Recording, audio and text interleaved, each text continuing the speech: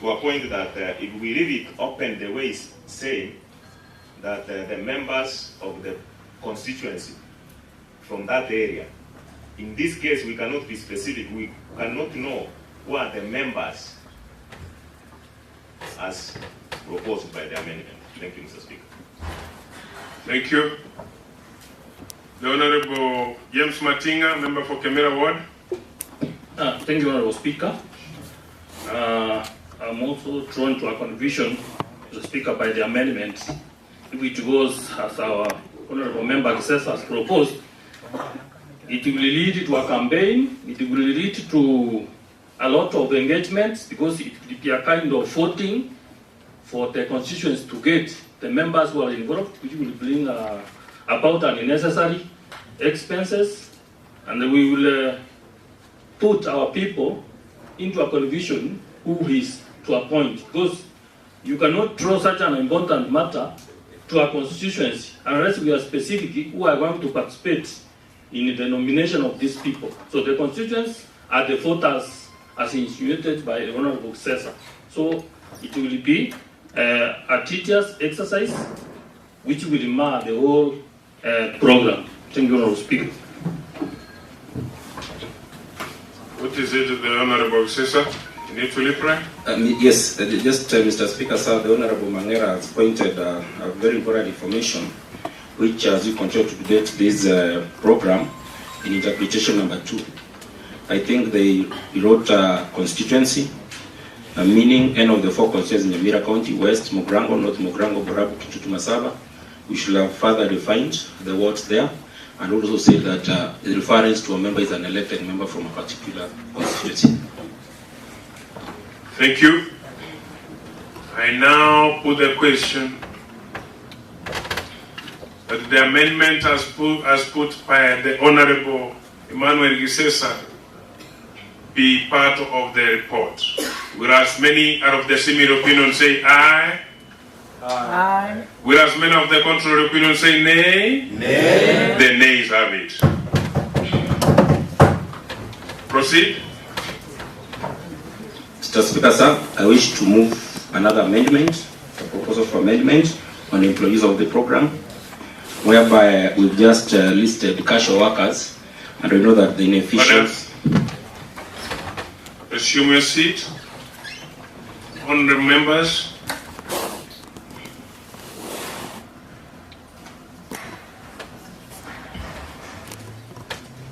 Honorable members, as you are aware today, I find the way it is a program of giving the Honorable Speaker of this County Assembly a fair hearing according to our standing order, that is standing order number 65. So I take this opportunity because it is time, the allocated time for our visitor. Resume your seat. Honorable Nyamira, resume your seat. Order. I invoke standing order number 1 that to defer the motion moved by the Honorable Kenneth Nyamira to the afternoon session, that's 2:30, and then take this opportunity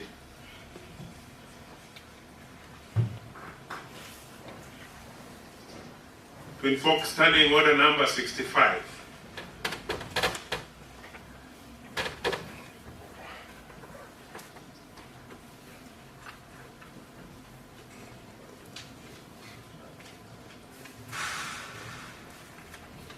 Order.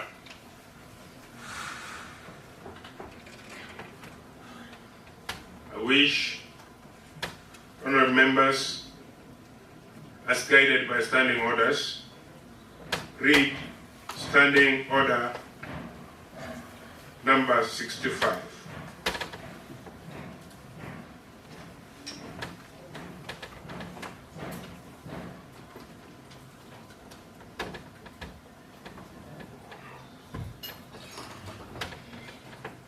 right to be heard. Whenever the Constitution and other law of these standing orders requires the County Assembly to consider a petition or a proposal for the removal of a person from office, the person shall be entitled to appear before the relevant committee or the County Assembly considering the matter and shall be entitled to legal representation. As you are aware, the Honorable Speaker was invited and the time was allotted for him. That was to be 10:30, and this now is 10:37. I call upon the office of the clerk to inquire whether the Honorable Speaker is within the presence of this County Assembly.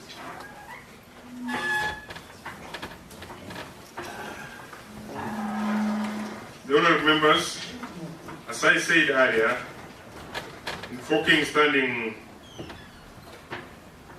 order number 1, in case where matters are not expressly provided for by these standing orders or by other orders of the County Assembly, any procedural question shall be decided by the Speaker. Thank you. I invoke standing order number 1 to defer the motion. Thank you, honorable members.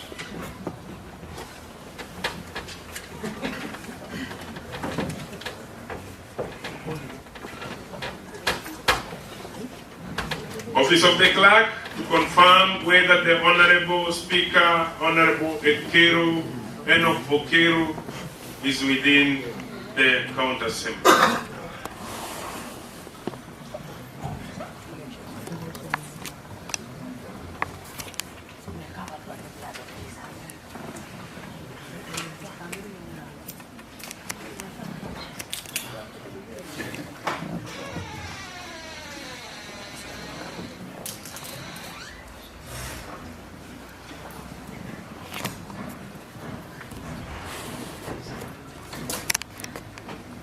Confirmed. If he is around, he can be ushered in with his legal team if available.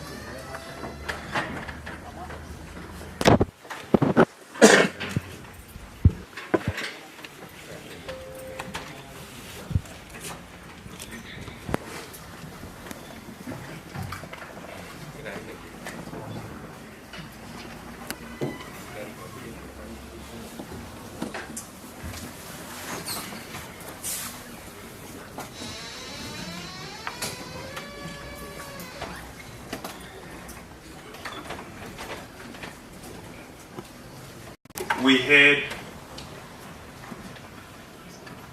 a program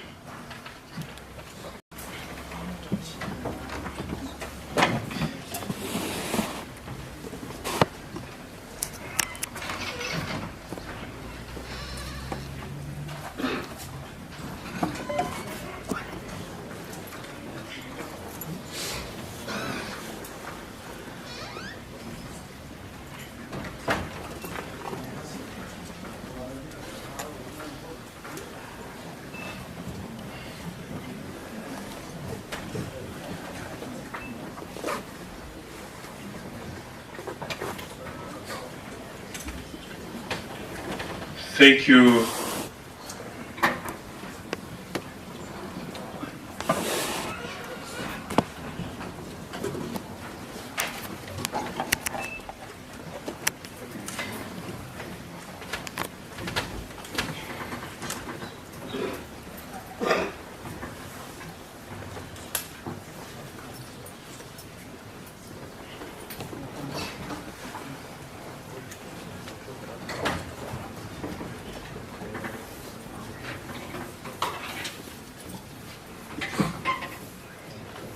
Thank you, honorable members.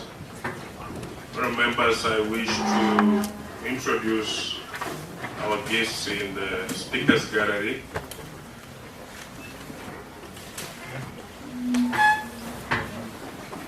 My speaker, Honorable Enoch Ogori Okero. Welcome. The advocate, Mokwa Ngugi.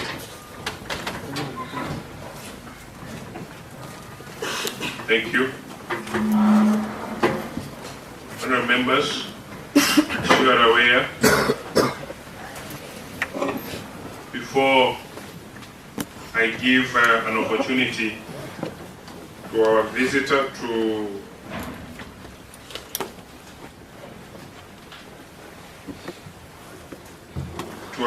appear and to be accorded fair hearing in the county assembly, I wish us to move to the motion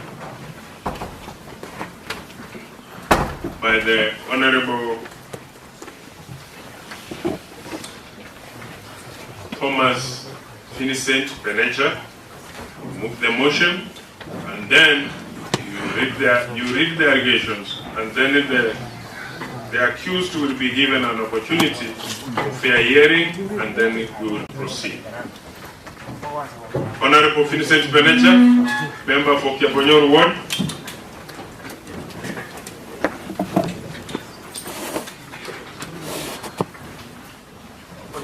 Mr. Speaker, we don't have copies of this.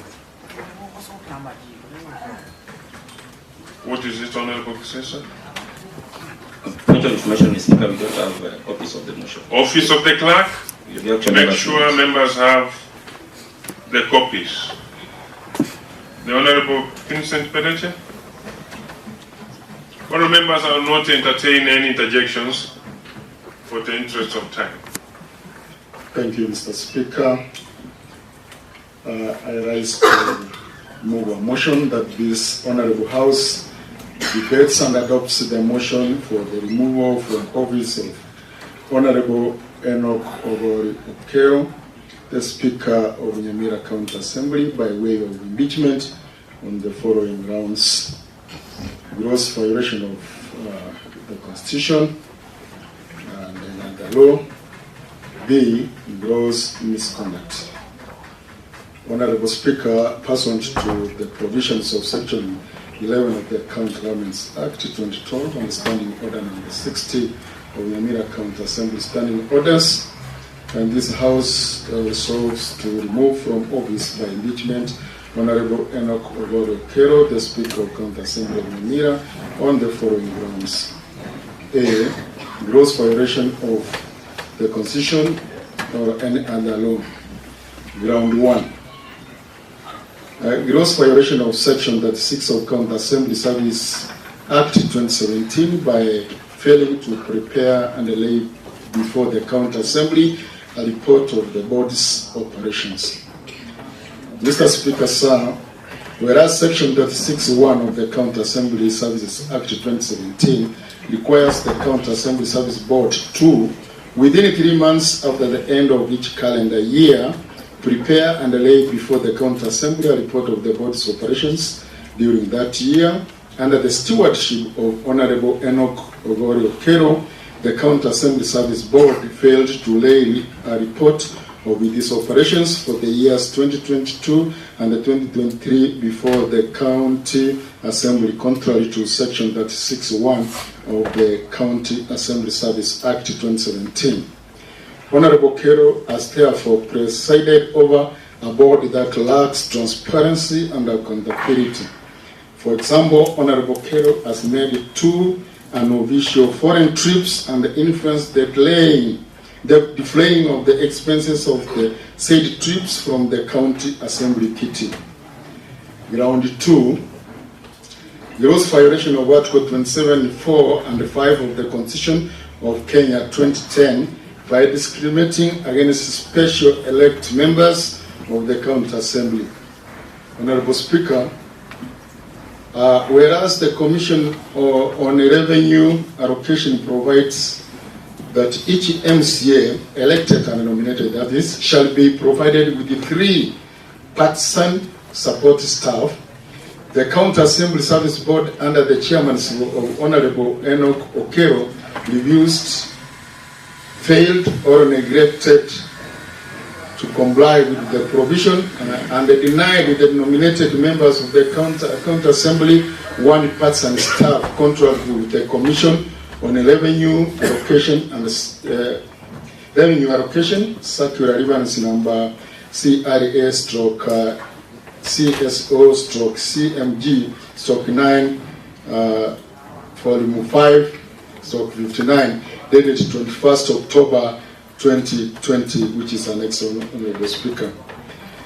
This is discriminatory contrary to Article 27(4) and 5 of the Constitution of Kenya 2010, which states as follows. Article 4, the state shall not discriminate directly or indirectly against any person on any ground, including race, sex, pregnancy, marital status, heritage status, ethnic or social origin, color, age, disability, religion, conscience, belief, culture, dress, language, or path. 5. A person shall not discriminate directly or indirectly against another person on any of the grounds specified or contemplated in Clause 4. This act, Honorable Speaker, of discrimination has frustrated the nominated MCAs in the discharge of their mandate and the service delivery to the people of Nyamira. Honorable Speaker, ground 3 is on gross violation of Article 216(2) of the Constitution of Kenya 2010 by disobeying and or ignoring the recommendations of the Commission on Revenue Allocation, filed Circular Reference Number CRA/CSO/CMG/9 Volume 559, dated 21st October 2020. Mr. Speaker, sir, Article 216(2) of the Constitution of Kenya 2010, which provides for the mandate of the Commission on Revenue Allocation to, among others, the Commission shall also make recommendations on other matters concerning the financing of and the financing management by county governments as required by the Constitution and the national legislation.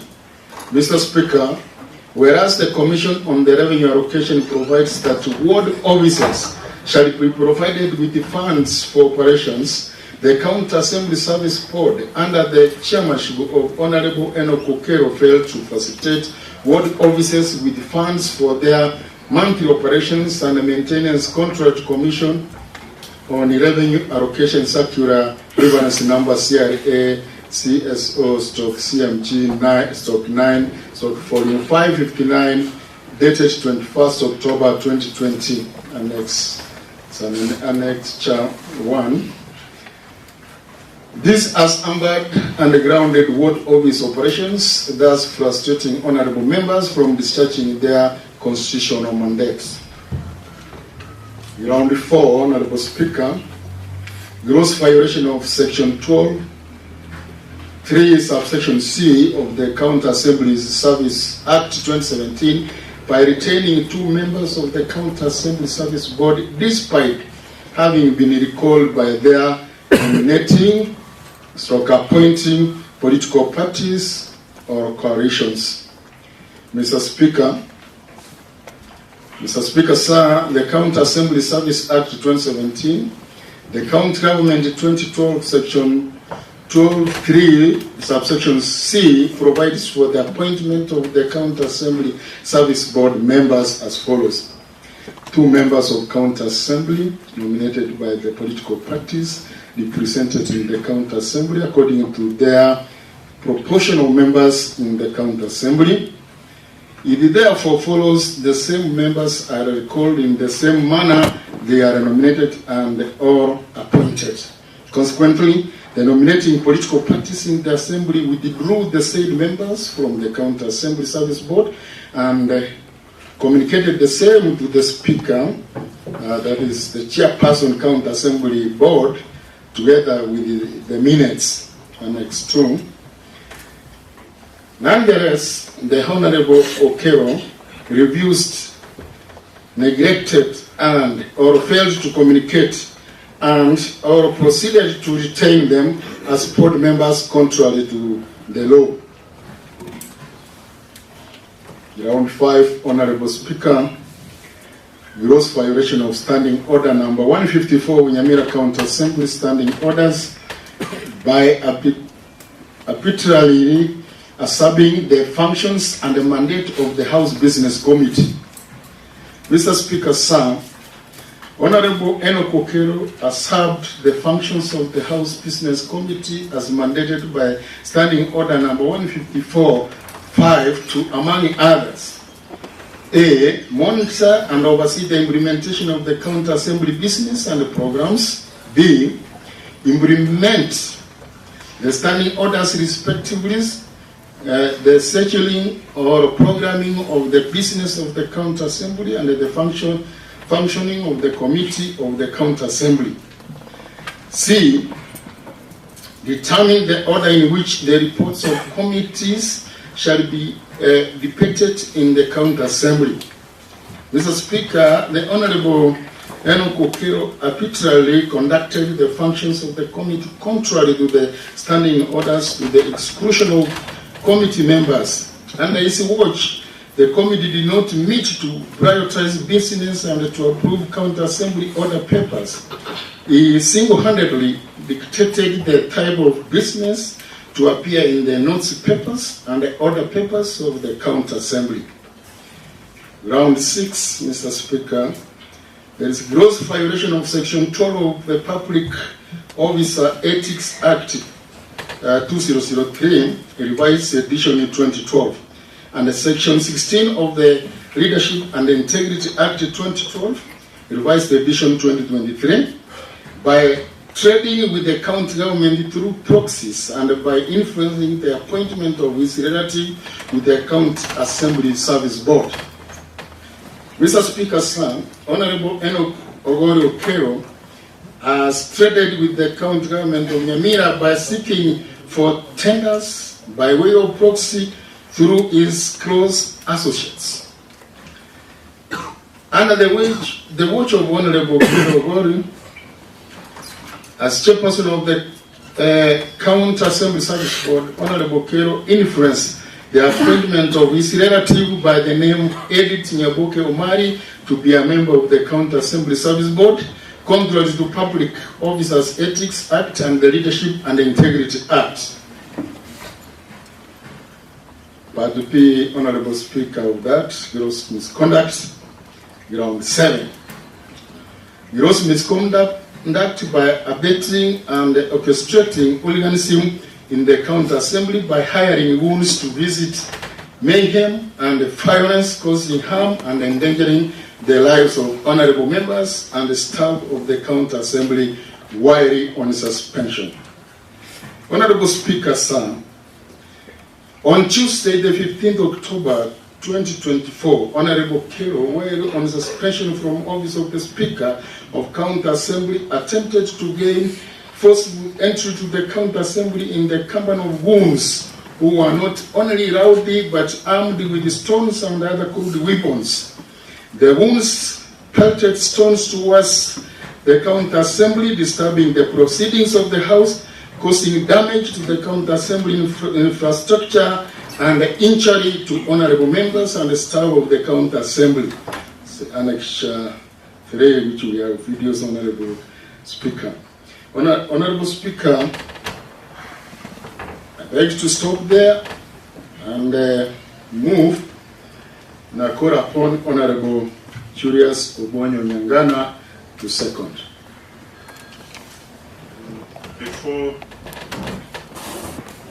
Before you move, I invite you to standing order number 60.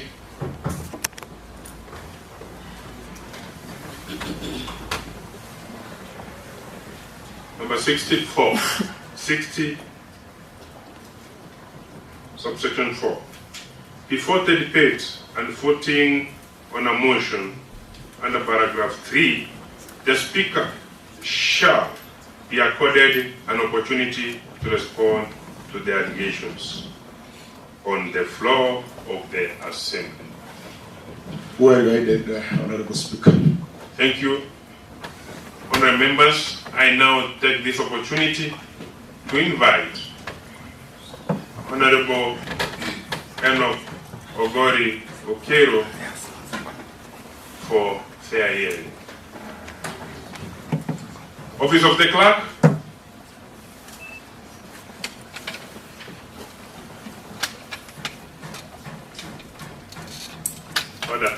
Order, honorable members. Office of the Clerk, prepare where our guest will stand. Now, I call upon Honorable Beneja. You move, and it's seconded, and then the Speaker will defend himself. Thank you, Mr. Speaker. I beg to move and I call upon Honorable Julius Obonyo Nyangana to second.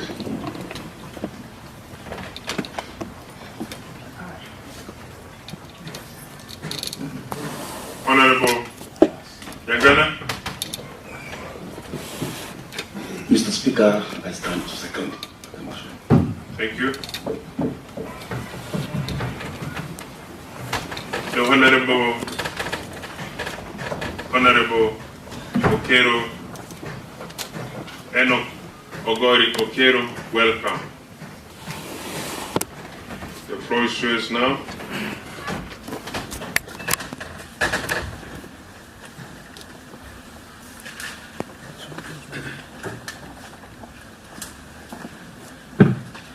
Thank you for the opportunity, Honorable Speaker and Honorable Members. Indeed, I missed you, and thank you for giving me an opportunity for a fair hearing.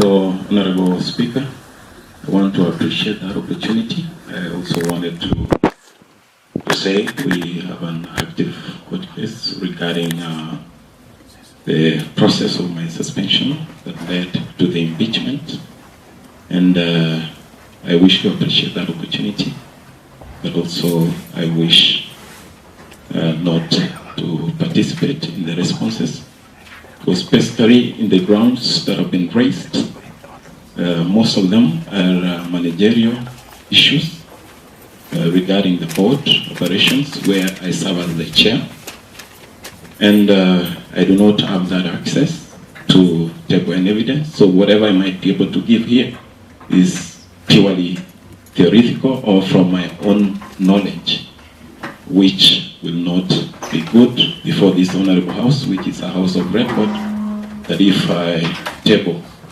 what I feel is right without evidence provided from the files of the board, will not be okay, because I might be lying to this honorable house. Among other gross violations that I won't be able to talk about, like the first ground of the board, the second ground on discriminating, it's a minute in the board that was resolved by the members of the board, and the speaker doesn't vote, only casts when there is a tie. So we have the same minutes, which I do not have access. The ground number 3, on ward operations, honorable members, you are much aware that the speaker has no powers in matters of requisitions. This assembly is in record to have gone for over 3 months late disbursement, and our operations are not sufficient, as you are aware. Actually, by March, we have depleted our operations.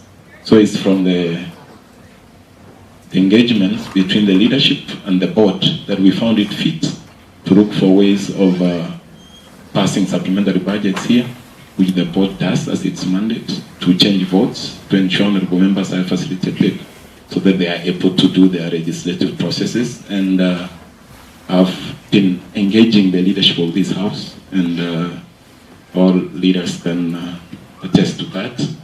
Also, on ground number 4, on the members who were recalled by their parties, I think they have an active case in court, which I might not be able to comment about. And 5, about the House Business Committee. You are aware that the Speaker, through engagement with leadership, we suspended all committees. And when committees are suspended, chairpersons who are committed to whip their members. And in the House business, the Speaker is the chairperson. At the same time, when we do not have business, the Speaker has the express powers to do the same. So in this House, we suspended all the committees, and at that point, I'm sure the committees were not able to sit to decide on the businesses, and it was purely with the chairperson. On ground number 5, ground number 6 of a relative. I don't have a relative at the County Assembly Service Board. The member said here is born in Osamaro, married in Bogichora Ward, and Honorable Enoch Okero is born in Manga Ward, Kitutu Masabu. So I do not have any direct relationship to the said member, and at the same time, it was a competitive process which was advertised, and the members were shortlisted. On proxies through tenders, I don't participate in proxy business. I have my own way of making my income, so I deny the allegation. In regard to the foreign trips, Honorable Chair, I've traveled over 28 countries, and only that I wasn't told which foreign trip I made without the approval of the Department of Devolution or approval from the clerk. So I wasn't provided for the same so that I can be able to account on the same. But all in all, I know any foreign trip, the last foreign trip I made was an invite from the CAF, County Assemblies Forum, that I attended. It was cleared, and I know I haven't been paid by the same County Assembly from that foreign trip. So for now, Honorable Chair, I appreciate the opportunity, and I would like to leave it there. Thank you very much. Thank you. You can resume your seat. And I will accord you, if any question, I will accord you time for reply. Honourable members, it's your time to ask any question.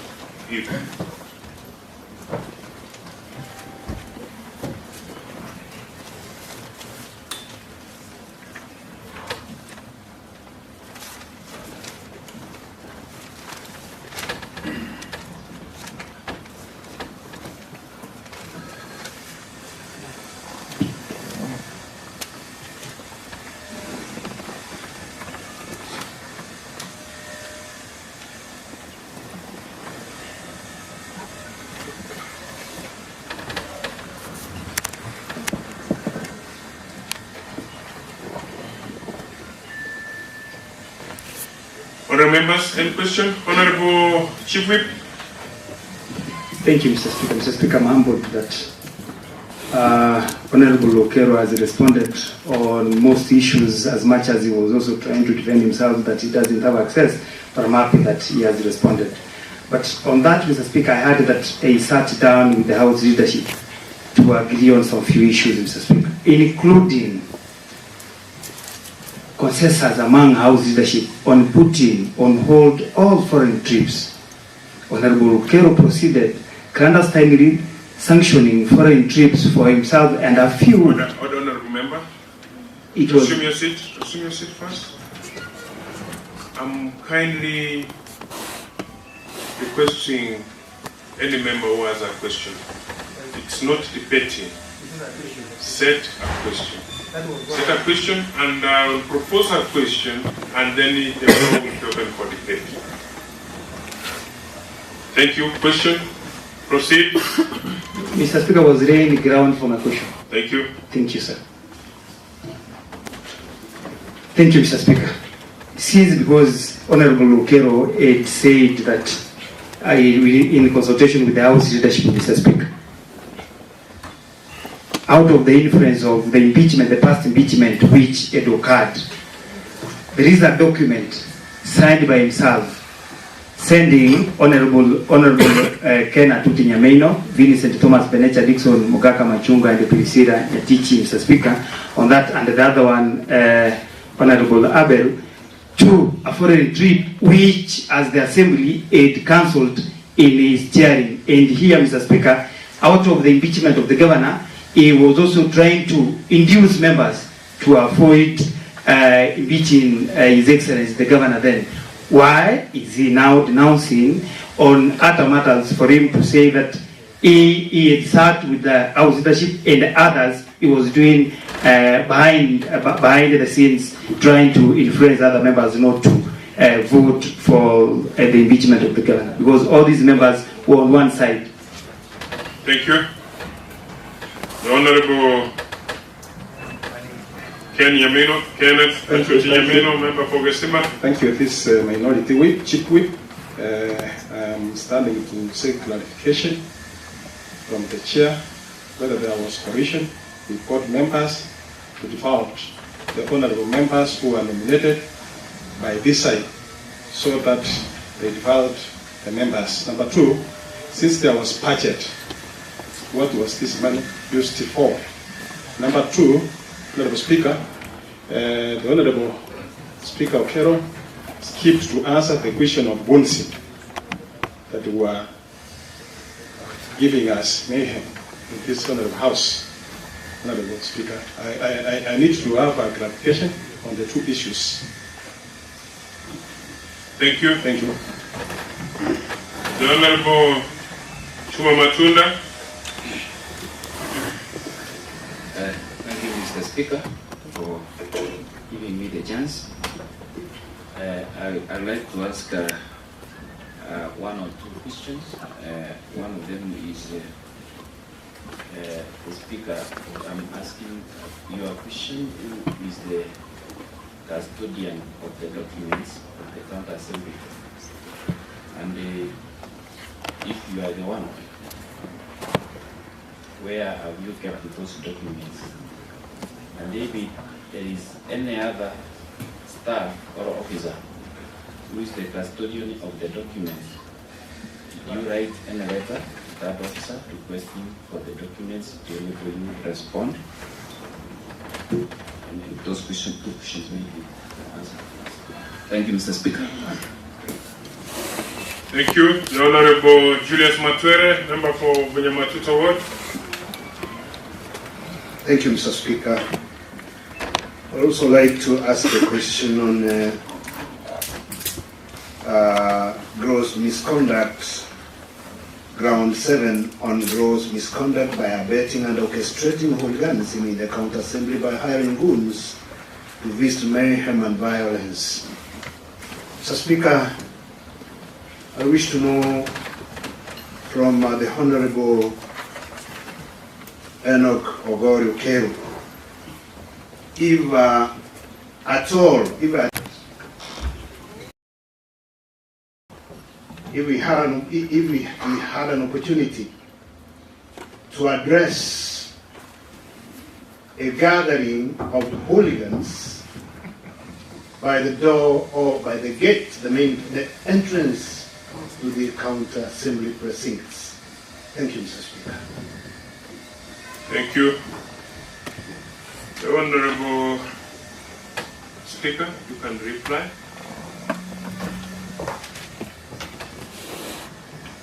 Thank you, Honorable Chair.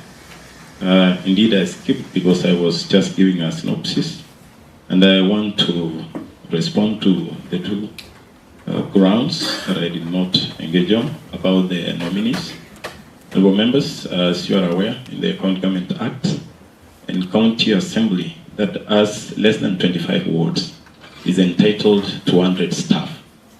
Nyamira currently has more than 127 staff. And for the parts and staff of nominated members, it was agreed that our nominated members do not hold offices. So due to the balloning wage bill of the county assembly, in any prudence of a good service board, it's to save resources for an institution. And we agreed that since our nominated members do not have an office where they will have one of their staff to operate from, we agreed that until our headquarters is done, and we did a kampunch here with all the honorable members, and I can also attest that all the nominated members came to my office, we engaged on the same, and we agreed that they were okay with the other two staff, and we gave the reasons as per to why the two staff were given to them, not the third staff. We agreed, and I remember the honorable members came, including my good friend Honorable Chuma Matunda, and we agreed Honorable Eddie Naubara led that team. So I never contravened, and we wrote a minute, the same minute at the service board. So it was in putting austerity measures to a ballooning wage bill of the county assembly of employment. So it's prudent. Nobody can question you on underemploying as long as you know you have the right staff, but you can be questioned. Including the last assembly, we had an audit query where our ward staff, we had 4 members extra, but we have had auditors who have come here, but they have never cited on the reason why we haven't given enough staff to our special elects. 2, on the documents of the county assembly. The speaker remains the chairperson of the board, and basically what is in my office is all regarding the county assembly service board, and the clerk is secretary to the board, and the precedence of this house that the files of the CASIP have always been kept at the office of the speaker. I didn't change it, and they have been kept there. On the issue of goons, I said I had a court order that was saying I should report here in matters of suspension. So I came to effect the court order. And when I came, I only came with my security. I passed by the office of the OCS of Nyamira with my security agents. We reported there. He escorted me, gave me a note to attend the county assembly. When I came here, I didn't carry a gun. I didn't carry a weapon. And I entered, instead is the speaker who is in record to have been attacked. So I never had guns. Instead, I was attacked by accessing the county assembly, by enforcing a court order which was served to this assembly, and a copy that is under my position. If need be, I will serve forward. In regard to what Honorable Duke Oyagi Masira asked about the approval of a foreign trip, is the speaker who approves. Order. You mean the other day you came to serve a court order? Not to serve a court order, to obey the court order that was served with this assembly. Thank you. Thank you. Proceed. In the issue of foreign trips, Honorable Duke Oyagi Masira asked, the foreign trip was approved. We have a vote for foreign trips, and the speaker approves for the honorable members, and they were going through a due process of clearance from the Ministry of Devolution as part to the law. The only thing I responded on foreign trips was questioned to me, not to other honorable members. Thank you, Honorable Chair. Thank you. Honorable members, any question? Also, Honorable Matwele asked if I addressed goons. Those who are not goons, it's people I met out there. Due to public demand, I addressed them on the road, not anywhere on the ground of the county assembly. Because I remember where the car was, the public stopped me from progressing, demanding that I must address them. And I did that peacefully. So it wasn't my planning. And also, if you go to the police, I've also reported that I've been attacked. So I never came to attack, and it's my nature that I'm a peaceful man. I never deal with hooligans, and I'm always open for discussions. I don't believe in goonism. Thank you. The Honorable Yukumasira. Thank you, Mr. Speaker. The one question that Honorable Kero was asked and he has not answered it clearly. Who is the rightful custodian of the county assembly equipment and facilities? Who is the custodian in one line? Who is the custodian? Number two, Mr. Speaker. Is he aware that since the violence which was planned by the people that he may say led to the attack of the assembly and the burn down of Nyangana's homestead? Because it was in that duration when one of our security guard was hurt and Honorable Nyangana's premises was burnt down to ashes. Thank you, Honorable Chair. I do not have answers on that. I come from Kitutu Masaba. I do not even know where the home of Honorable Nyangana is. And I came chilling broad daylight with a court order to access the assembly. And we even engaged, the same honorable member is the one who escorted me out to my car. So I don't think I had any motive or intention to harm an honorable member. Thank you. Thank you. The clerk remains the custodian. Thank you. Other honorable members, order. Order. The Honorable Julius Matwere. Mr. Speaker, I am not satisfied with the explanations given, or rather the responses given by the Speaker. And I wish to ask if he was part and parcel of a team of people who were plotting and organizing to terrorize members of the assembly in their respective homes. Because, Mr. Speaker, there is evidence to that effect, that he participated in plotting against members of the county assembly, planning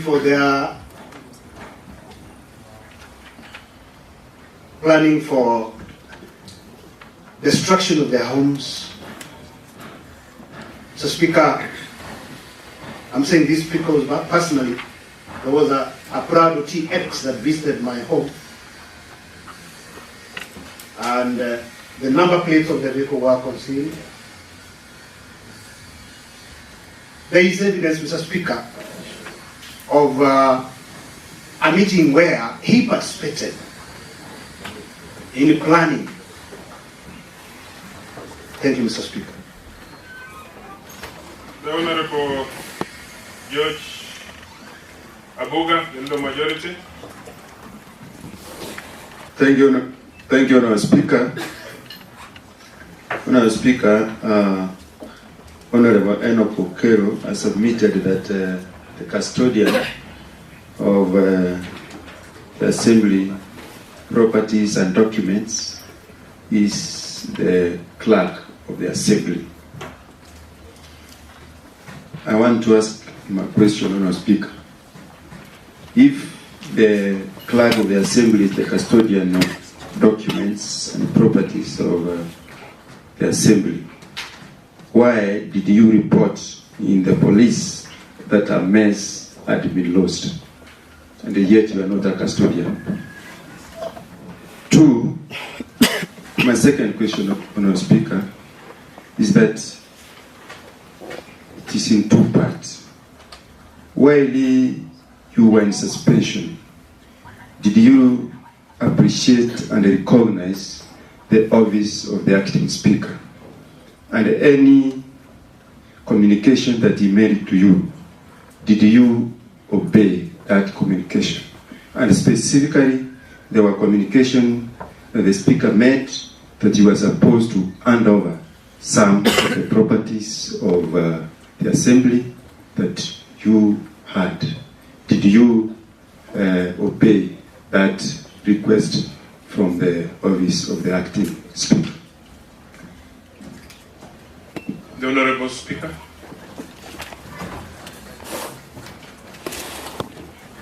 Thank you, Honorable Chair. There is nowhere my name is recorded that I reported a message was lost, so that's misguiding.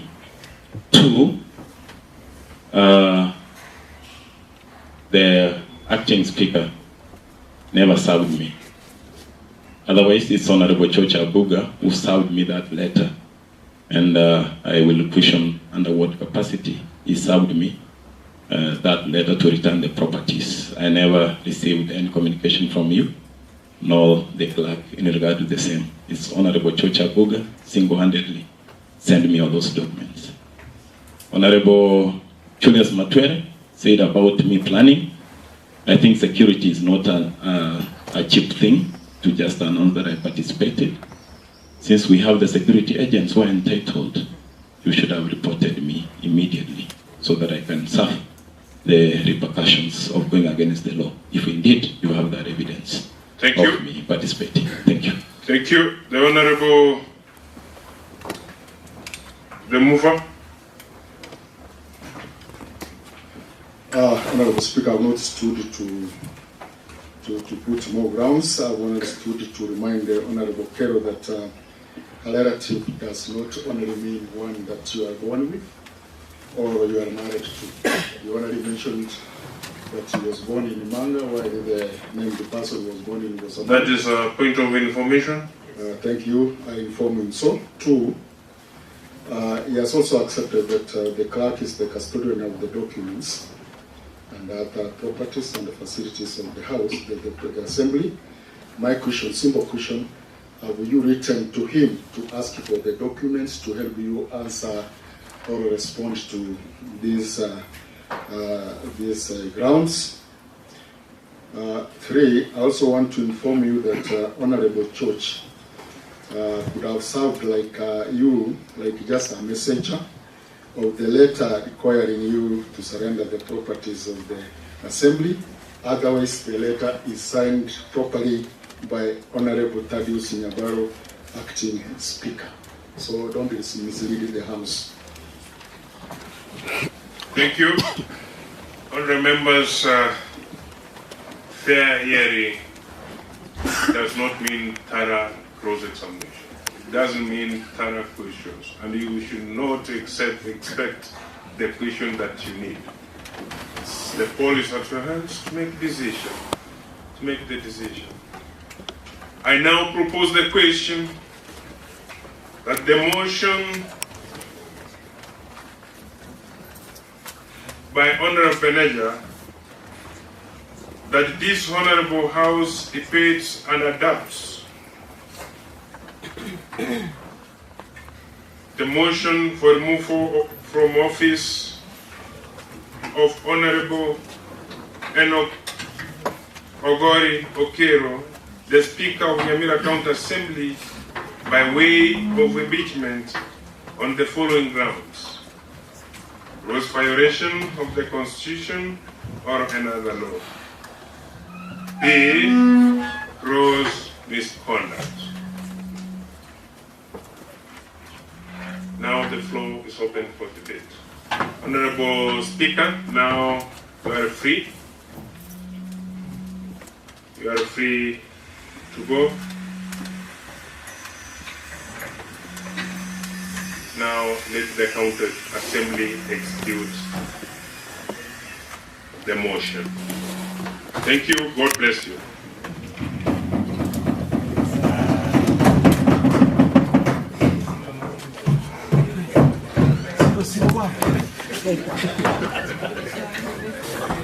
Honourable members, the floor is open for debate.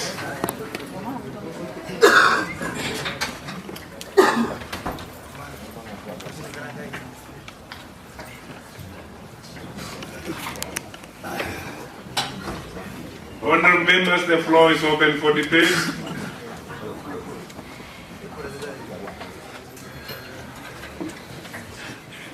The Honourable Juma Matunda.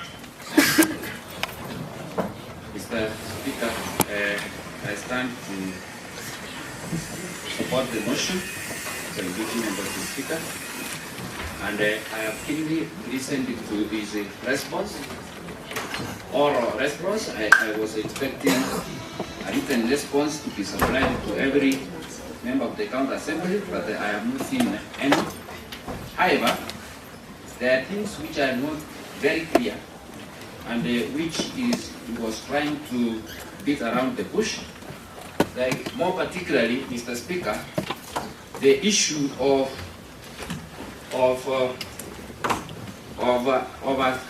the 3% staff, which was supposed to be given to the MCS, actually elected and nominated. It's after this of the circular, which was issued by the CEO of the Commission on Revenue Allocation, which is dated 21st of October 2020. Mr. Speaker, sir, the reference number is there, it's 59. It is very, very, very clear. It says that all MCAs are entitled to 3% staff. Mr. Speaker, I'm getting a reason from the Speaker here, which is not convincing.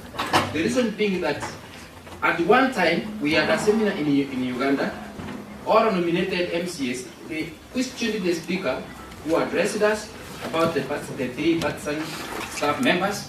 And the reason we were given as to why we were not given the extra staff was that elected MCAs, they rejected that proposal and say that the 2 staff members, they were given extra salaries of the third staff member who was not employed or who was not given to the nominated MCAs.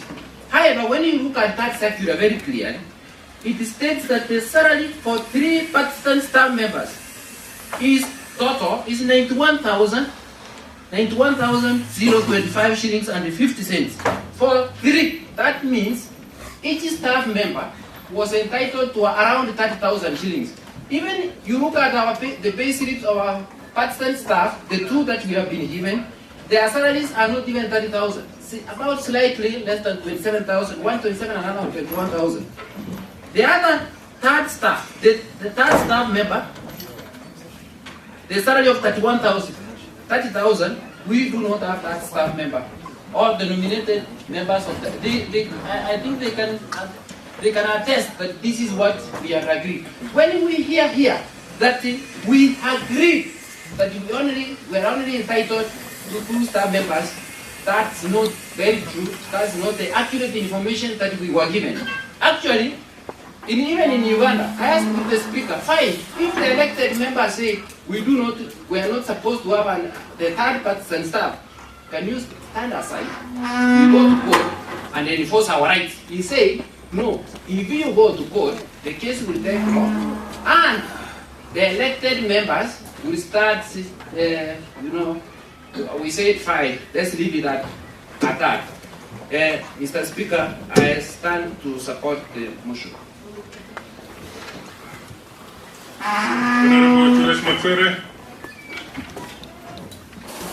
Mr. Speaker, from the word go, I rise to support the motion and say that, Mr. Speaker, some of us are alive by God's grace.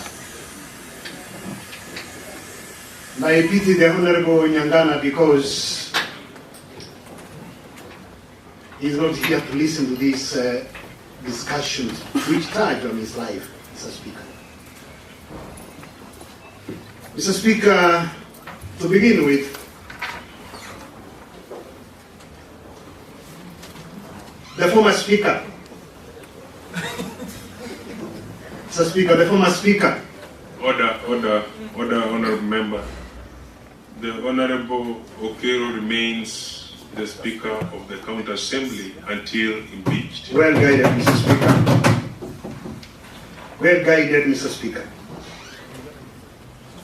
The Speaker is supposed to be an employee of the County Assembly after having been voted in by members of the County Assembly, honorable members of the County Assembly. Mr. Speaker, we elected him so that he could support the members of the County Assembly deliver in their oversight role. But Mr. Speaker, sir, the Honorable Okero abdicated his responsibility, and instead of serving members of the County Assembly, he became the master. Mr. Speaker, the Honorable Okero is supposed to be either in court or he should be languishing in jail. Order, Honorable Cesar. Mr. Speaker. Order. Assume your seat. Mr. Speaker, if you look at this circular from the Commission on Revenue Allocation, on the money is meant for MCA's offices, there's a breakdown here, which gives the total cost for running of the MCA office per month as 118,333 since 20. But what the workers earn, Mr. Speaker, is not in tandem with this tabulation here, Mr. Speaker. As I said, Mr. Speaker, Honorable Nyangana is here and is a living example of how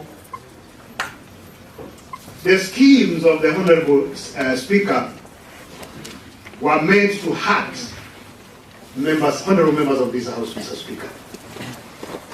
Mr. Nyangana, Honorable Nyangana's house was torched by unknown arsonists, but we believe through the arrangements and the schemes of the Honorable Speaker and his allies, Mr. Speaker, they planned to harm and maim members of this assembly. It is in public domain, Mr. Speaker, that this honorable house where we hold our deliberations was attacked and belted stones,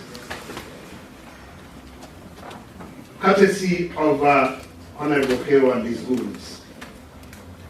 Mr. Speaker, a night guard who was taking charge at the sentry, one of the sentries into the assembly precincts, Mr. Speaker, was banned and he is fighting for his life in our referral hospital, Mr. Speaker. Some of us escaped and hurt, Mr. Speaker. There were 2 attempts to burn my homestead, Mr. Speaker. And there is evidence to that effect, Mr. Speaker. And therefore, Mr. Speaker, I want to support this motion by saying it should have gone yesterday. Thank you, Mr. Speaker. The Honorable Lameki Square, member for Itubo Ward. Thank you. Thank you, Mr. Speaker, sir, for the opportunity. Mr. Speaker, sir, indeed, guns don't kill people.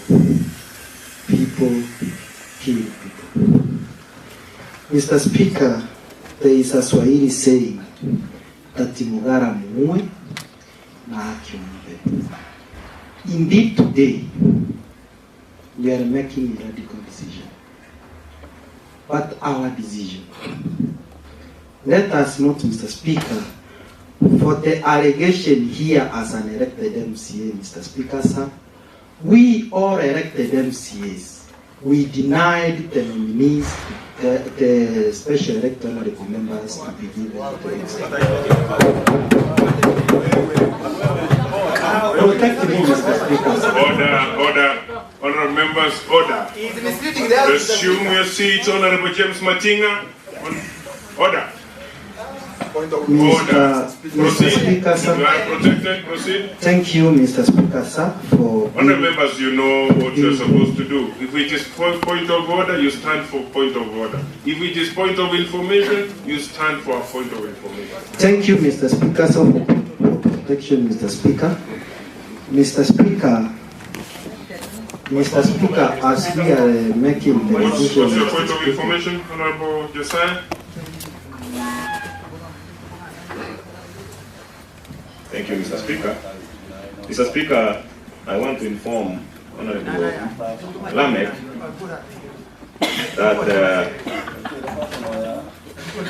that proceed. Honorable Speaker, I want to inform Honorable Lamek that it is the board that makes decisions on behalf of the Assembly and not the elected members or the nominated members. Thank you, Mr. Speaker. Information, Speaker. What's the point of information? Thank you, Mr. Speaker. And I normally say the truth. I'm the elected member. In the last assembly, I served as a nominated member. We were subject of the same. And the goodness is, Honorable Matuda has alluded that honorable elected members contributed. They denied, nominated themselves not to be given the third liberty. He has spoken. Honorable Speaker, let us say the truth and let us call a spade a spade. You will be given time. Thank you. Honorable Speaker, resume your seat. I am giving information on resume your seat, Honorable Hapen Mose. Honorable Hapen Mose, resume your seat. Order.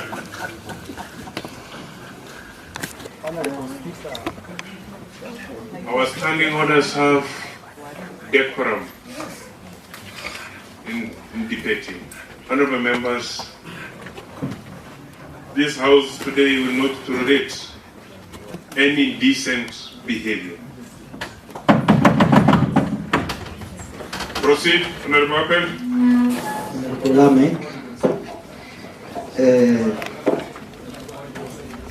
Thank you, Mr. Speaker.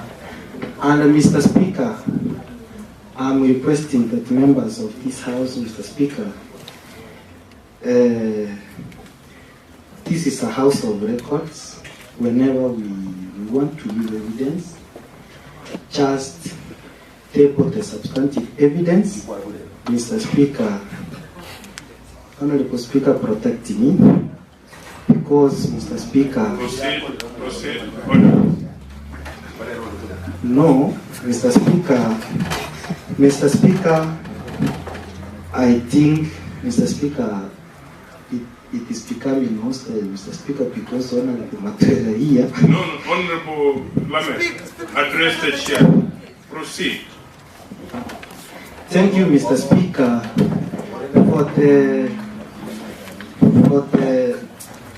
for the people who accompanied the Honorable. What is your point of inquiry, Honorable James Matinga? Thank you, Honorable Speaker. Honorable Ramek has just quoted that this is a house of records.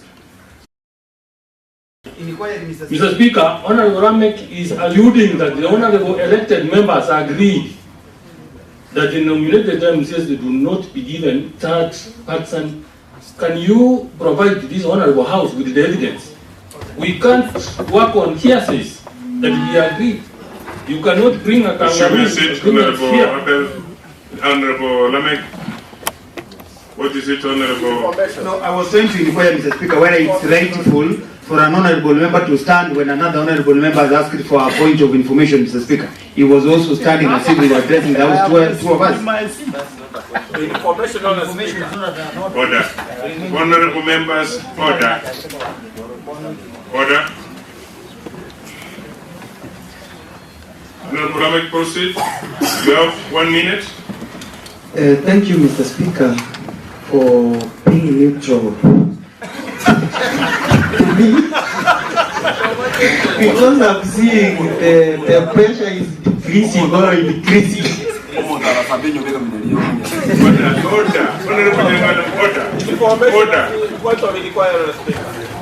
Mr. Speaker, maybe there is security agencies to deal with some issues. Let us hand them over to the security agencies, Mr. Speaker. Mr. Speaker, let me conclude. Mr. Speaker, let me stop there. Thank you. Honorable Joel Mbungi. Thank you, Chair.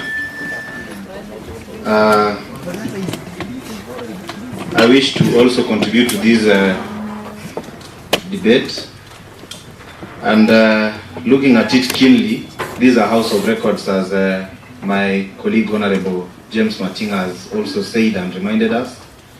It is also prudent for my colleague member Honorable Matwere not to claim. He who alludes must prove.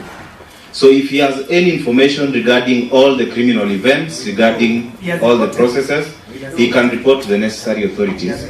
So using it here and pointing at Honorable Speaker and his allies is also not very much in order if we need evidence.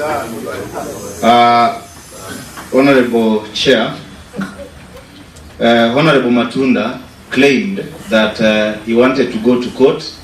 He is a lawyer by profession. I don't think you need any consent to go to court. Honorable Speaker, kindly allow me to finish so that I'm not interrupted. I may get lost along the way. Proceed. Honorable Chair, I think you said that you addressed the chair. So the chairman, that is, of the sitting. And the speaker chairs the sitting, so they are together. So I was saying that Honorable Matunda said here that he wanted to go to court, or they wanted to go to court to challenge that decision, and he was told that it will take a very long process. As a lawyer, I'm disappointed that you can seek for consent of someone to go to court. You can go to court, it is your right, so that the matter is discussed properly.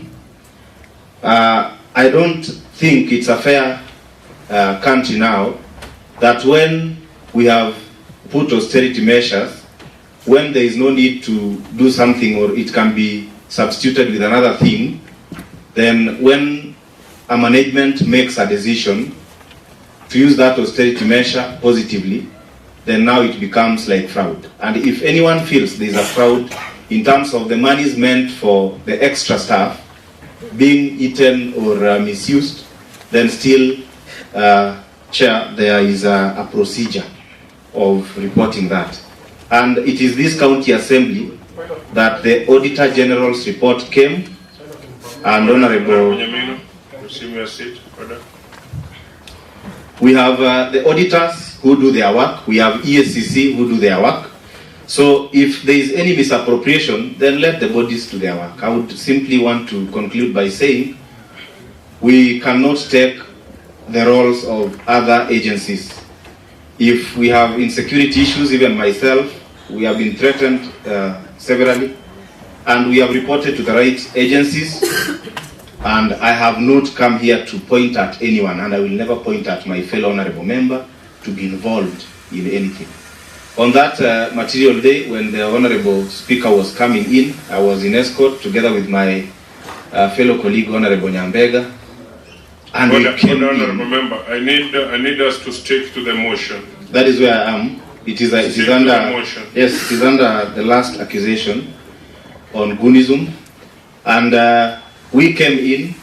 All the people that were inside the compound of the assembly, as can be witnessed by the electronic media, were armed, and we were with our bare hands.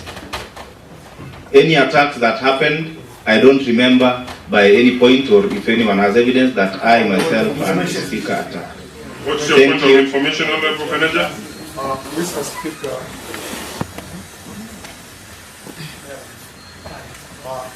Honorable Kanaja?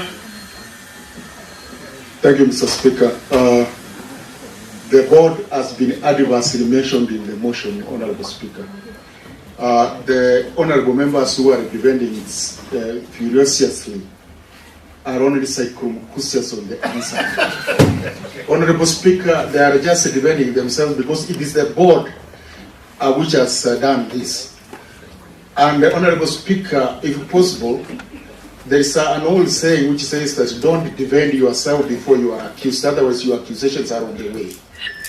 Honorable Speaker, on the point of Bunsi, I want to inform Honorable Joel that he is an accomplice in crime. He joined the crime and he is coming. Today we are dealing with the Speaker. Yours is coming because you are an accomplice in crime. Information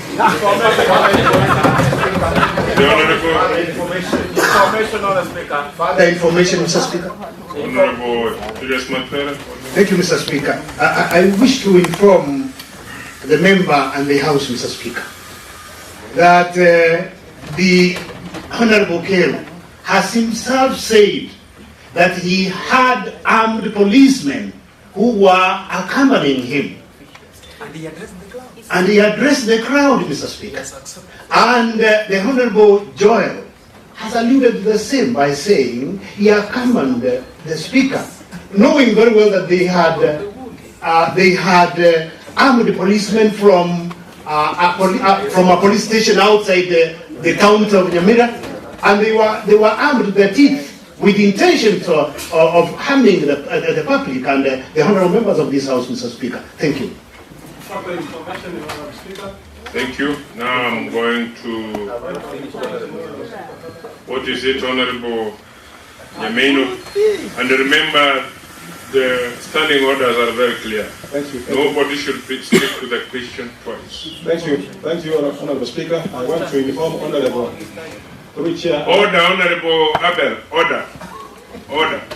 Thank you. I want to inform Honorable Ombogi through the chair that at one given time, myself as a chair of Public Accounts and Investment, together with Honorable Gisesa Nyambega, Honorable Martha Karwa, Honorable Mike Marwa, Honorable Mathinga, and Honorable Machungwa, who were abandoned from the Committee of Public Accounts because we had asked for the audit of the board. Instead of them giving us reports, they schemed and removed us from the committee. So we should not be lying in this honorable House. Thank you. The Honorable Gerald, 1 minute. Thank you, Honorable Chair. The interjections may confuse also. And I want to also say that requesting for official security from your area of residence to escort you to your place of work because of security issues is not a crime by any means. Honorable members, Honorable Chair, let us not keep on answering each member. Well guided, Honorable Chair. Let us not interrogate each other. Well guided, Honorable Debate on Chair. your own, give your submissions, give your opinion, and we proceed. I'm not going to tolerate any interjections anymore. Well guided, Honorable Chair. I would finish by asking that if nobody is speaking twice to the motion, let it stick to all of us, because I've realized that Honorable Matwera spoke more than 3 times. Thank you. Thank you. Honorable Edina Obada. Thank you, Honorable Speaker. I want to give a clarification on the issue at hand, that is the Commission Circular Member of the County Assembly MCA. True, we sat as nominated member of County Assembly when we were in Uganda. And another time we had a meeting at Honorable Bradbury's house. We saw the Speaker. When the Speaker spoke to us in his office, the honorable members walked out satisfied. That's why we've never had another meeting. Satisfied. That's why I want to give, you are not in that, if you are in the meeting, you address the chair, Honorable Edina, address Thank you, Honorable Chair. And because of that, that's why we did not go back to it again. Protect me, Honorable Speaker. And also want to tell this House on the same, on security matters. For the past 3 sessions I've missed because I was fearing for my security from Honorable Kenneth Nyamira. So this security issue is two-way. It is serious. I almost lost my life because of what he did to me when I was harmless. He closed the gate on me and he threw whatever weapon that he had at me. What is it, Honorable Jocelyn?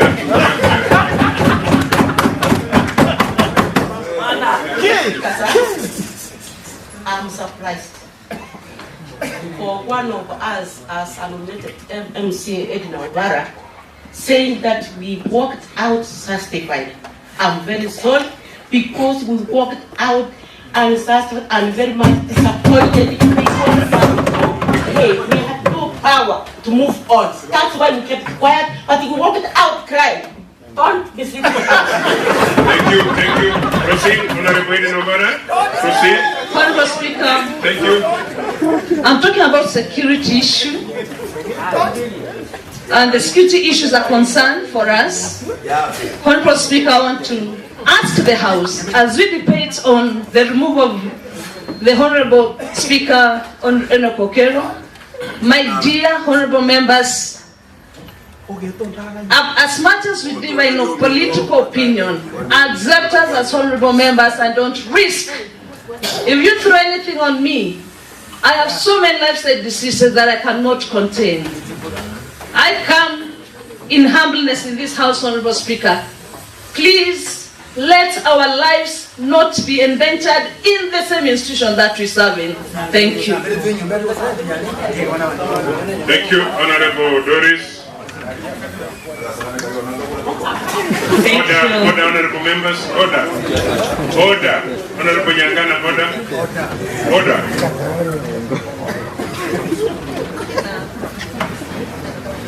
Asante Bwana Spika kwa kunipa fursa hii ili niweze kuchangia jambo moja au mawili.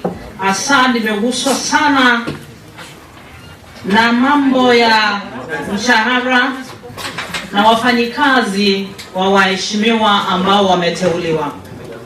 Ni ukweli tulikuwa na mkutano, namna ambavyo Mheshimiwa Edina Obara anajaribu kudanganya jumba hili kwamba tulitoka ikiwa tumeridhika. Hatukuridhika namna ambavyo tulielezwa. Yeye mwenyewe ndiye alikuwa mstari wa mbele akituambia twende kotini na tukampatia jukumu la kufanya upelelezi namna ambavyo majimbo mengine yanafanya. Kutokana na jambo hili, ni ishara tosha kwamba Spika au Mheshimiwa Enoch Okero amekiuka sheria ambazo zinaongoza jumba hili, na naomba kwamba muweze kuweka swali na tuweze kumaliza haraka isiwezekanavyo. Asanteni sana Bwana Spika kwa kutusikiza. Asante Mheshimiwa Elijah Bere. Thank you, Honorable Speaker, for this opportunity. Let me just start by congratulating you for the position that you are in and the manner in which you've conducted business, and more particularly today, that indeed you've given us the best guidance ever. Congratulations, Honorable Speaker.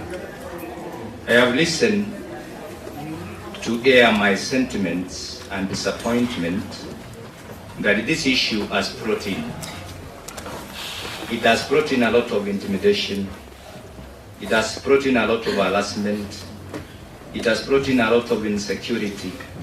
It has brought in a lot of offensiveness. It has brought in a lot of threatening.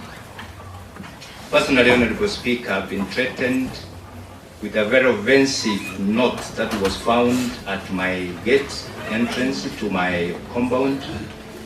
And I'm sharing a compound, Honorable Speaker, with my parents, who at the moment is even actually in fear of what's going on. How I wish that we, today, as we discuss this, we better complete and finalize this matter so that, Honorable Speaker, we know the outcome, and then our county, and more especially our assembly, comes back to normalcy and do business that we are meant to do. We are honorable members, members who are of good conduct, members who are meant to respect one another, members who have shaken hands before, eaten together before. Then now we are coming, or probably we are turning to become enemies of ourselves. It is so absurd, Honorable Speaker, that even some might be planning evil against others. Honorable Speaker, I humbly urge and I request honorable members, even as we dispense this matter, let us continue respecting one another because we are honorable members. Finally, honorable members, as we do this, let's consider one another. What is it, Honorable brother and sister? Order, Honorable Speaker. Honorable Speaker, I rise on Which order are you? order number 29. Our standing order number 29, Honorable Speaker, subsection 3. On hours of meeting, Honorable Speaker, notwithstanding paragraphs 1 and 2, the County Assembly may resolve to extend its sitting time. Number 4, subsection 4, is a motion under paragraph 3A shall be moved at least 30 minutes before the time appointed for adjournment. Honorable Speaker, it is 30 minutes before the time, before 12:30. I therefore wish to move a motion for extension of time for debate, sitting as provided under this standing order. Honorable Speaker, I move and ask my Chief Whip, Honorable Duke Oyagi Masira, to say. Mr. Speaker, without any hesitation and the importance of the motion today, I second. Thank you. I now propose the question that this county assembly extends its sitting time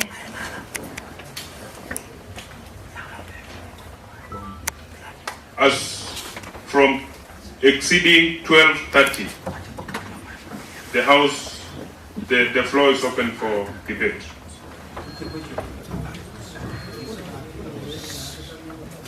Any contribution on the extension of time?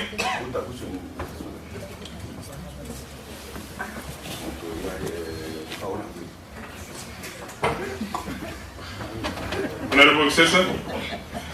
Supported, Mr. Speaker. Thank you. Honorable Elijah? I support in totality. Thank you. Honorable Keganda Charles? Because of the weight of the matter we have at hand, which is very touchy, Honorable Speaker, I support and put a question. Thank you. Honorable members, I now put the question that this county assembly extends its morning sittings exceeding 12:30 p.m. Whereas many out of the similar opinion say aye. Aye. Whereas many of the contrary opinion say nay. The ayes have it. Proceed. Any member on the main motion?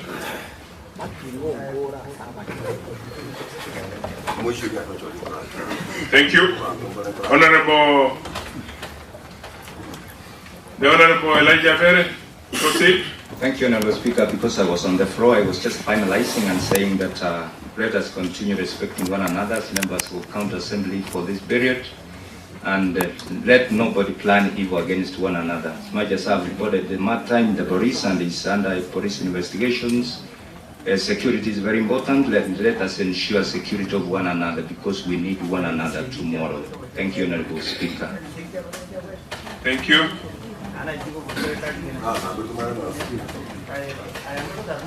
Honorable members, order.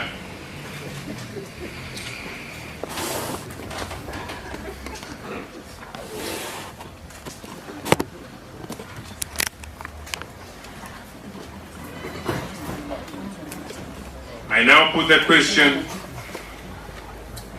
that this Honorable House adopts the motion for the removal from office of Honorable Enoch Ogorio Kero, the Speaker of Nyamira County Assembly, by way of impeachment on the following grounds: gross violation of the Constitution,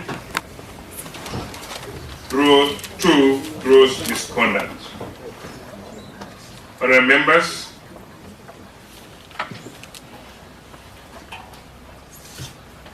I wish to give directions.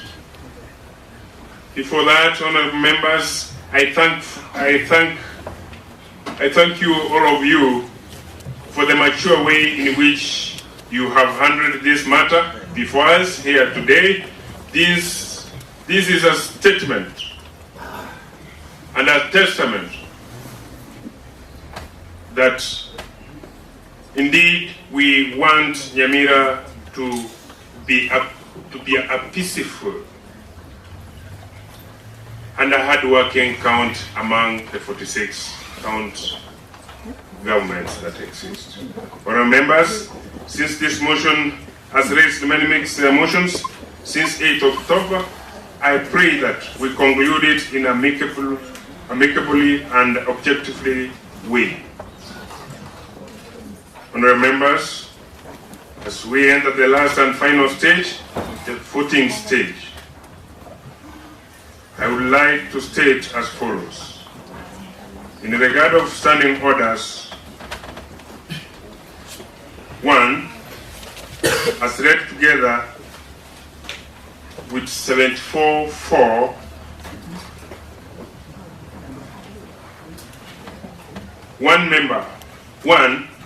a member will be called one at a time. Only one member will stand at a time. 1 and 4. 2, to avoid any suspicion from either sides of the divide, no honorable member shall be allowed near the mess, because already, as from 35, you have shown drawing of lines. No member will be allowed to be closer to the mess.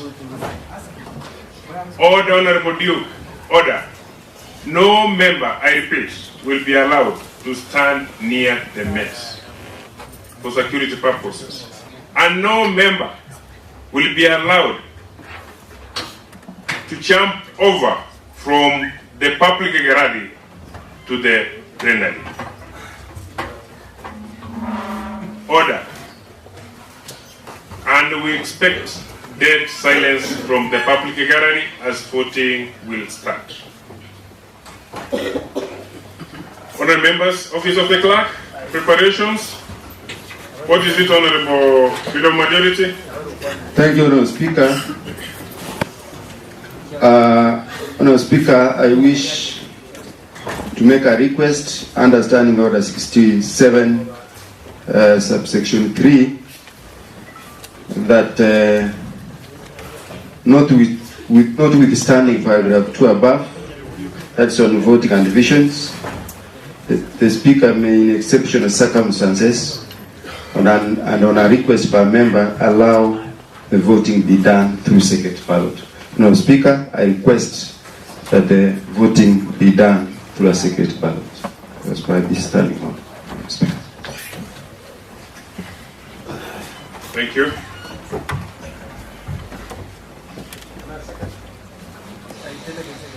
Honorable members,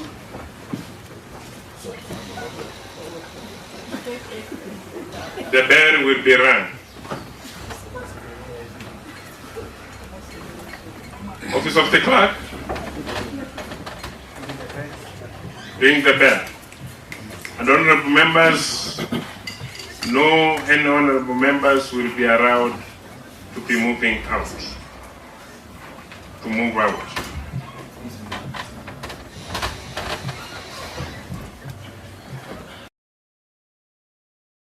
The door to be closed. Any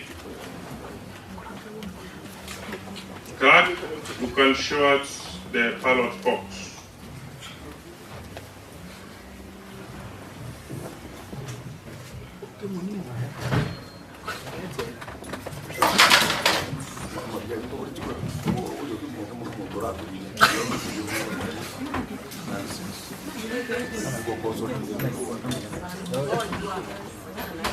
Thank you.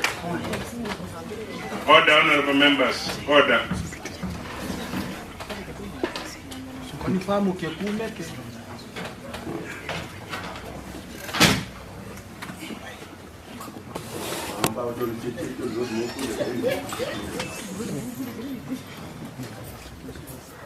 Point of order, Mr. Speaker. Point of order, Mr. Speaker. Stand on order number 74. Assume your seat, Honorable Emmanuel. Remember, this is a very sensitive matter that we are dispensing here. Resume your seat. Honorable Cesar, resume your seat. Honorable Cesar, resume your seat.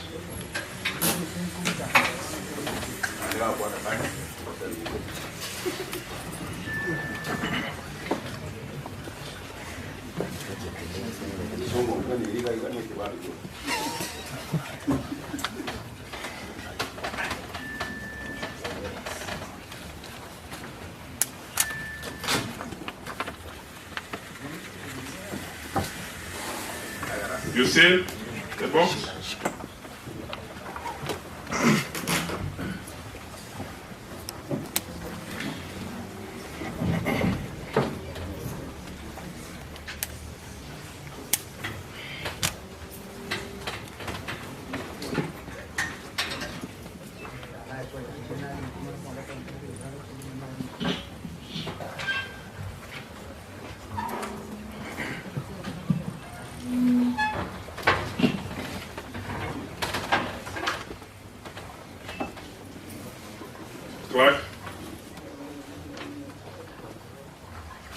The first one in the list, Honorable Mabera Alvai Ongeresa, making a vote.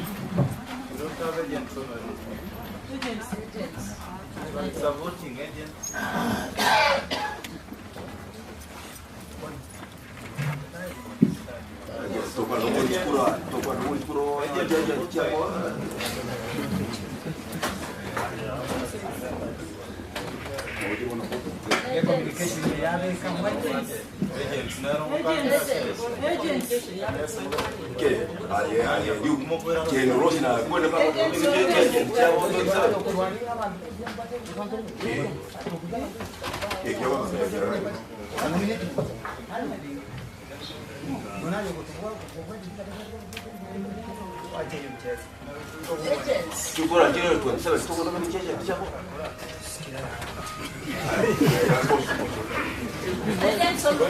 Order, honorable members. Maintain silence. But we need agents. Silence is of great importance. We need agents. Order, Honorable Joel Mbong, order.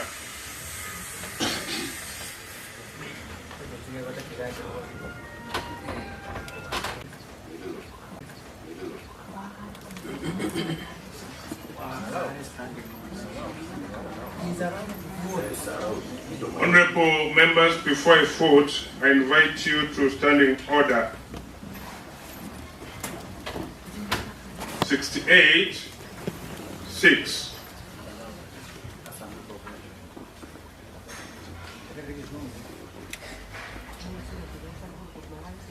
And it states, where the presiding officer has an original vote, the presiding officer shall cast his or her vote from the chair.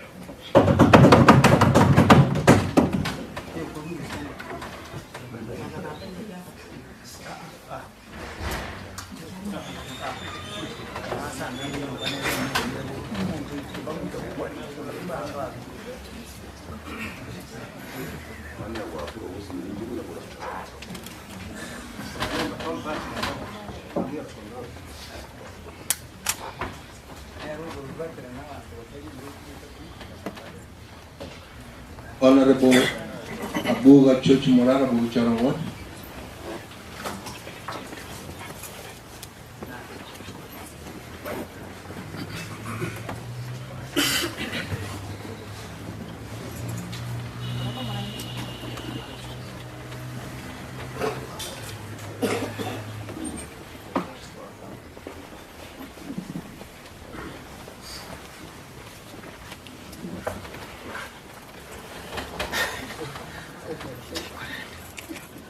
Honorable Kekanda Charles Nyarango Bosamaro Ward.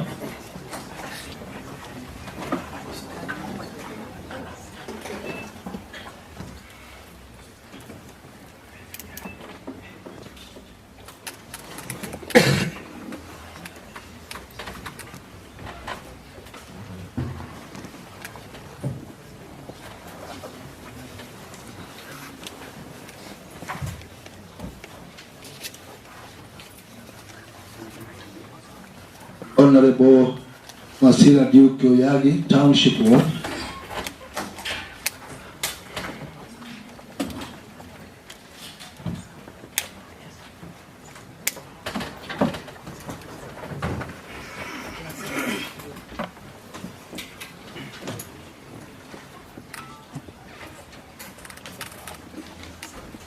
Honorable Mose Apel Mokaya Mawawa Ward.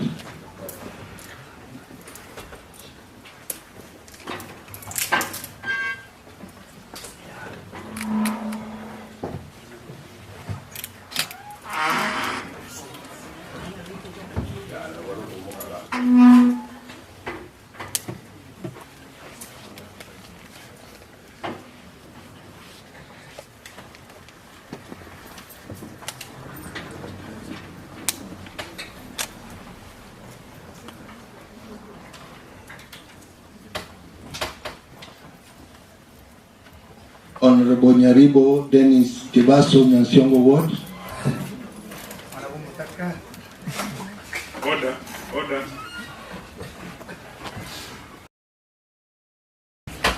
Honorable members, now we are moving to tallying.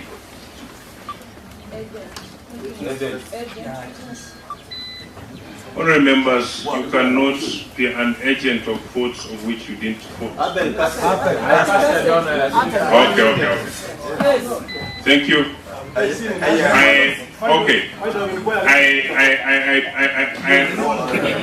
ruled that no honorable member shall come closer to.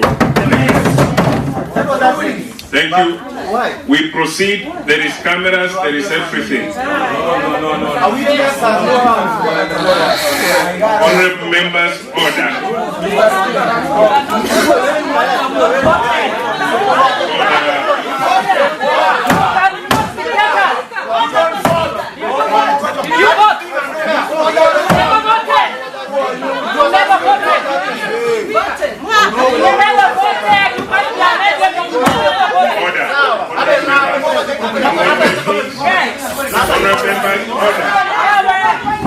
I'm on my feet. Honorable members, order.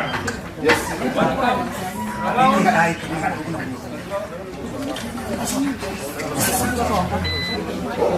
No members should go out. Nobody is allowed to go out. Honorable Nyangana, resume your seat. Order. Unless you are expelled.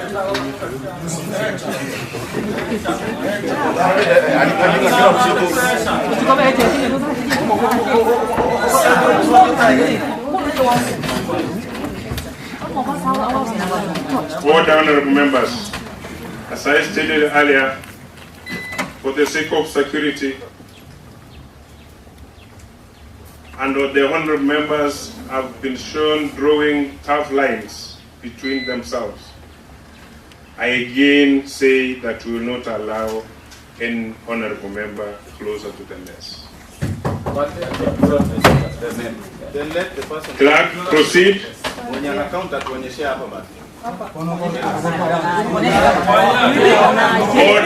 members.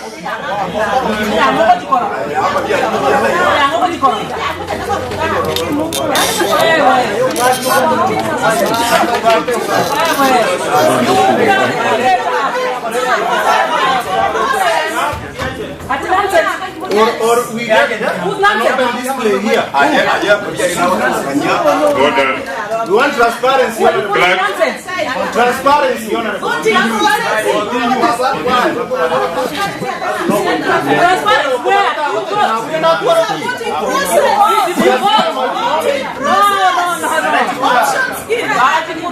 Asimame mali tunaona hivi anafanya kupiga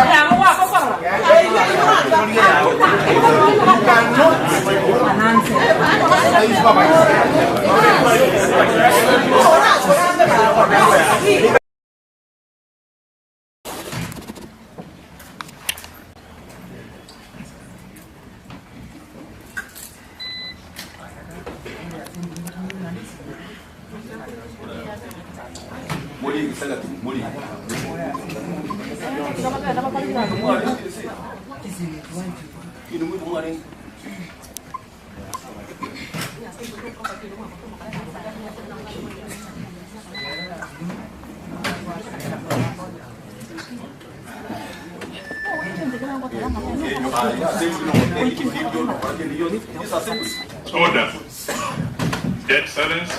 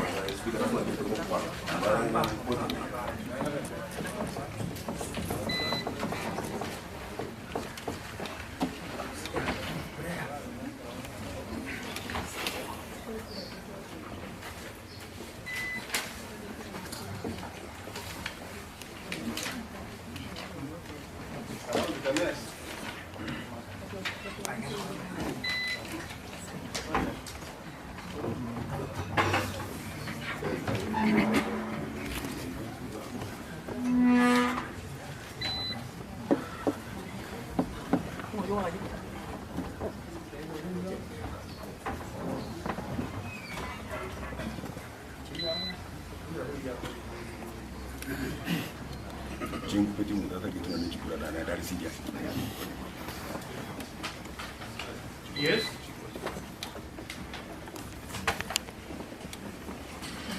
Yes.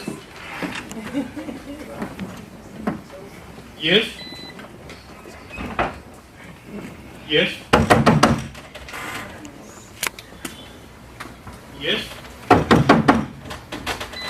Yes. Yes. Yes. Yes. Yes.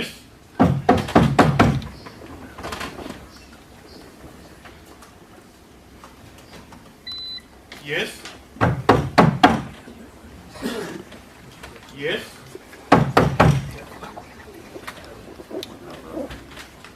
Yes. Yes. Yes. Yes.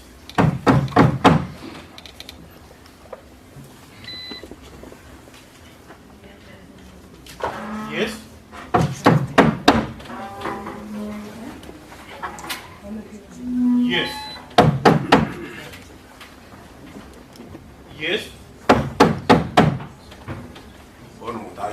Yes. Yes.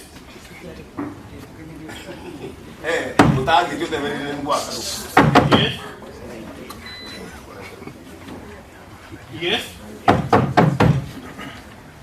Yes. Yes. Yes. Yes.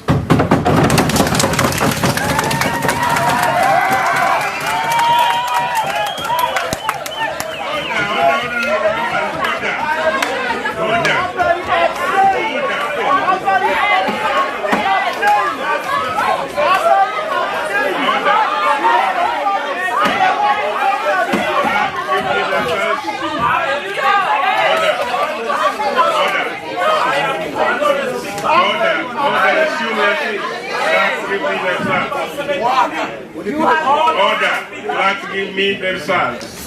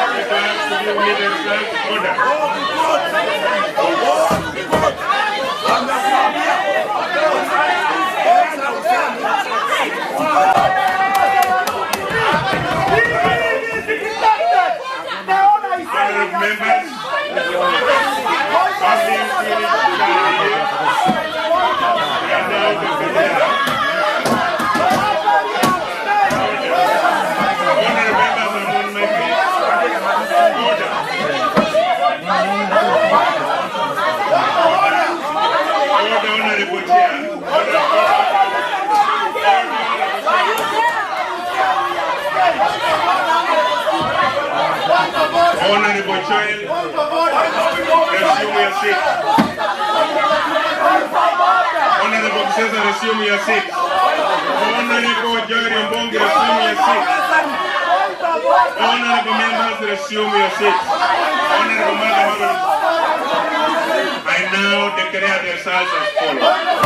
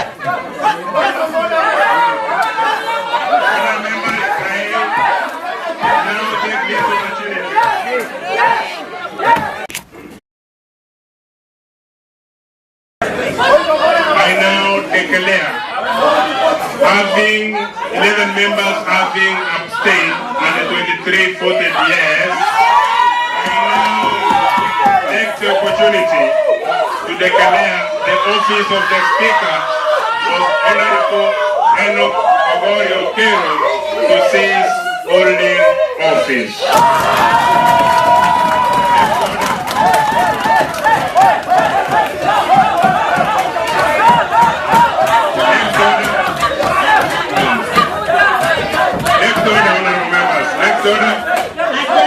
All the honorable members, any disorderly conduct in this house will result to grievous punishment.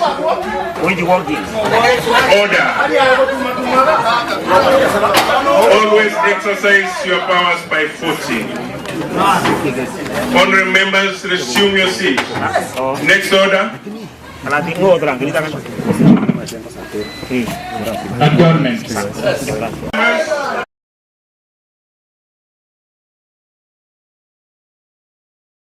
And I therefore commit it to Committee on Finance. Honourable members, resulting the business of today, there is no business in the afternoon until the office of the Speaker is filled.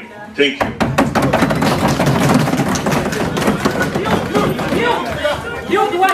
Next order.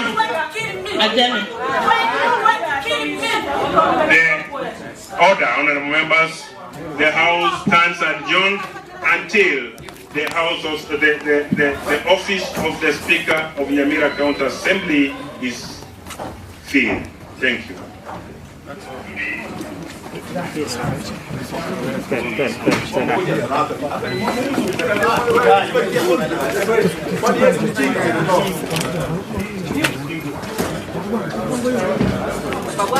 Good.